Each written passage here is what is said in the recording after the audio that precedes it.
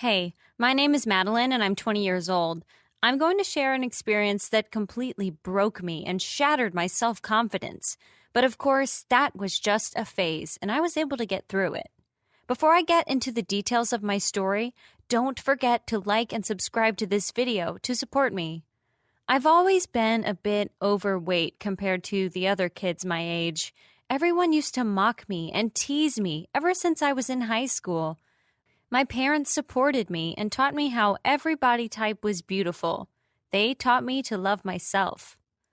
When I got into college, I went to a swimming pool with my friends. There was this lifeguard there. His name was Mike. I couldn't swim that day because I wasn't feeling too well, so I just sat in a corner and observed everyone. Well, to be honest, I never learned how to swim, so either way, I couldn't go into the pool. My eyes kept following Mike as I noticed how friendly and polite he was. Did I mention that he was extremely good-looking, too? He could totally be a model for any fashion magazine. After that day, I decided to join swimming lessons at the same place, because that would mean I could get to see Mike every day. Maybe I could get to know him more and even become friends with him. With that in mind, I started classes. Now, there was a bit of an embarrassing situation for me. Everyone was staring at me when I came out in my swimsuit. I started feeling self-conscious.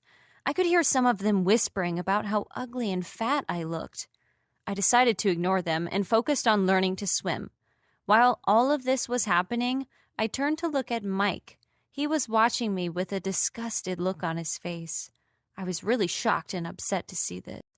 Maybe it was just my imagination. I was used to people mocking me, so it could be that I was assuming things. After the lessons ended that day, I came out of the pool to find Mike pointing at me and laughing with his friends. I was thinking of approaching him, but now I was afraid. When I got back home, I convinced myself that it was definitely my imagination. Mike wouldn't do that. He was a friendly and nice guy, right? See, here's the thing. When you like someone, you try to overlook all their flaws. That was exactly the case with me.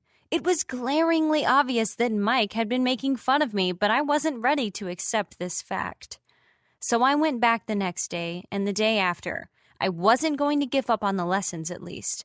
Every day I faced the same kind of treatment from the people around me, but I didn't let it affect me. Mike had stopped paying attention to me. I didn't know whether it was a good thing or a bad thing. I mean, I didn't have to see the disgusted look on his face now, but this also meant that he had no interest in me whatsoever. I shook my head. I didn't need that kind of interest.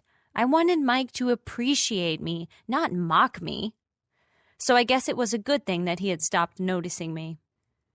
On a Saturday, the pool was really crowded. There were more people than usual because it was a really hot day. Some of the kids were laughing at me, and their parents were encouraging them. When I tried to get in the pool, a kid blocked my way. "Hey, fatty, there's no space for you here," the kid yelled. "Go somewhere else." I guess this was funny for everyone else because they burst out laughing, while I stood there in shock. I didn't want to argue with a kid, so I went to the other side. It was the deeper end of the pool, and there was no one here. It was perfect for me. No humans to disturb me. I got into the water, and I was trying to apply what I had learned in my lessons so far, but that wasn't enough. Or should I say, I was not good enough. I wasn't ready to swim in such deep waters, and within minutes, I was drowning. "Help me!" I yelled so that any lifeguard could hear me. My eyes fell on Mike, who was standing just at the edge. He had heard me, but instead of helping, he scoffed. "How pathetic," he laughed. "You should have stuck to your zone, fatty. Actually, you don't even belong here at all. Fat people like you should stay away from swimming. Don't you know that you have a higher probability of drowning?" What kind of stupid crap was he uttering? Before I could yell for help again, I heard chants of "fatty, fatty" from every person present in the pool. Some people were even laughing and filming the whole thing.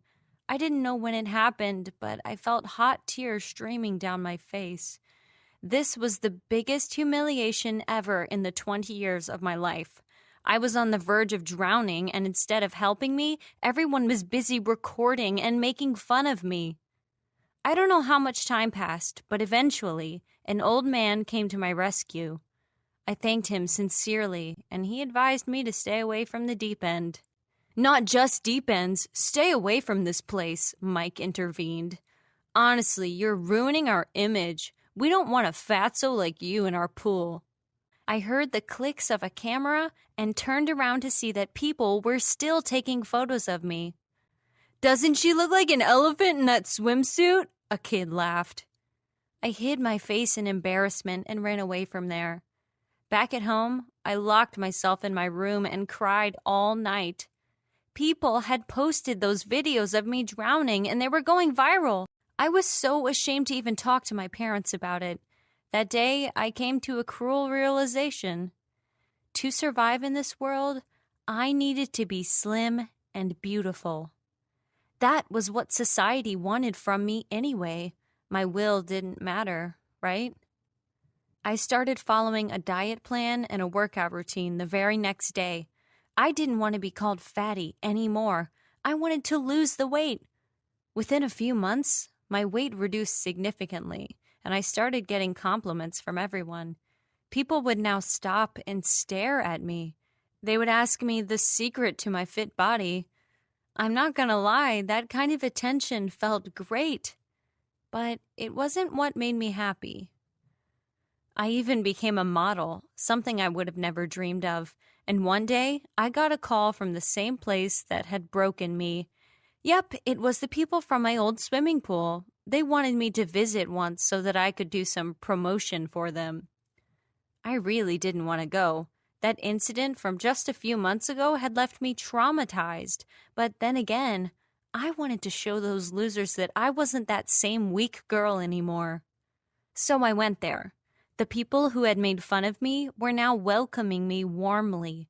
They were complimenting me on my looks and my figure. Mike even came up to me, looking like he was starstruck. Madeline, I'm a big fan of yours, he gushed. Meeting you like this is a dream come true. I smiled. This guy really didn't recognize me. Well, that was expected. I looked different now. The whole day, Mike kept hitting on me, and I had half a mind to tell him who I really was. But wasn't it ironic? A few months ago, I would have given anything to be loved by this guy. Now, I didn't want anything to do with him. I just wanted him to realize that what he had done to me was wrong. We met at an expensive restaurant over the weekend. Mike was dressed in his best clothes, but I could tell he wasn't that well off. During the date, he kept talking, and I just kept nodding and smiling.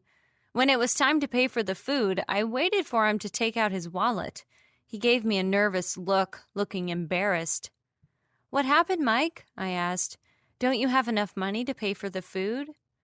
Actually, He struggled to get his words out. I shook my head. So pathetic. Broke people like you should stay away from such fancy restaurants, I scoffed, and I paid using my card before turning back to look at the shocked expression on his face. What? Why do you seem so shocked? I asked. Did it remind you of something? If it did, then perhaps it's time that you reflect on your actions. And if it didn't, I would say that you're still the pathetic lifeguard that I used to know. He opened and closed his mouth several times. You are... That's right. I am the fatty from the pool, I smirked. Not so fat now, am I? It's funny how you didn't recognize me considering the amount of time you spent mocking me. He hung his head low in shame. I'm sorry. I really am. I don't need your apology, I told him truthfully. I don't even care about what you did anymore, because that was on you. There's no need for me to seek external validation, but I would say one thing for sure. I am not looking to date a guy like you. I don't need someone who drags me down or judges me based on my appearance. I would rather die single. He was so ashamed of himself that he didn't even say anything. My work here was done. He would never think of doing that to any person ever again.